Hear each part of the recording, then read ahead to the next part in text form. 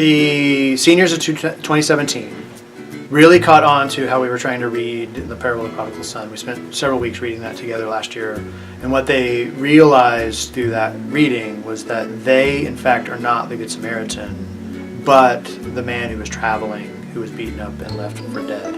And that it shows that we are the ones in need of saving, and that saving often comes in the people we wouldn't ordinarily go seek after to find it. And so they pitched a plan to Mr. Kelly and Mr. Wadle. On Fridays, we go to Thelma Parks Elementary School and teach them science.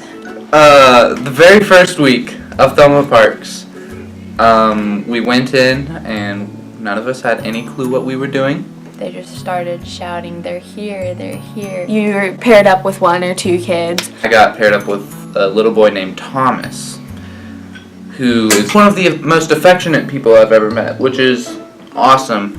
And at the end of that day, he turned to me and said, "So you'll be with me every week, right?"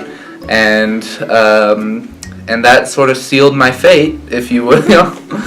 I'm now with him every single week, and I've gotten to know him better, and he's just a really, really sweet kid. My guy, his name is Tavion, and he likes basketball, and he's 10 years old, and he's got a sister and two brothers.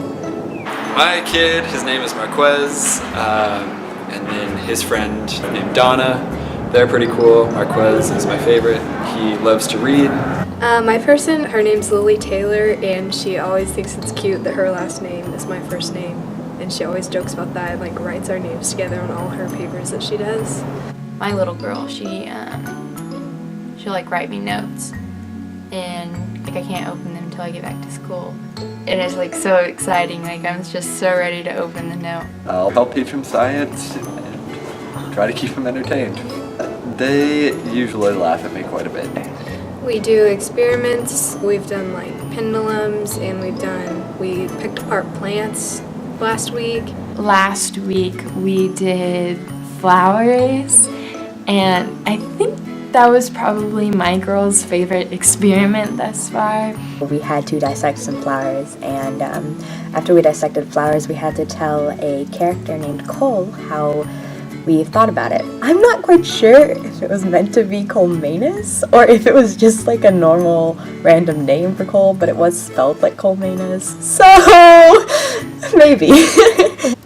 He did not know anything about plants.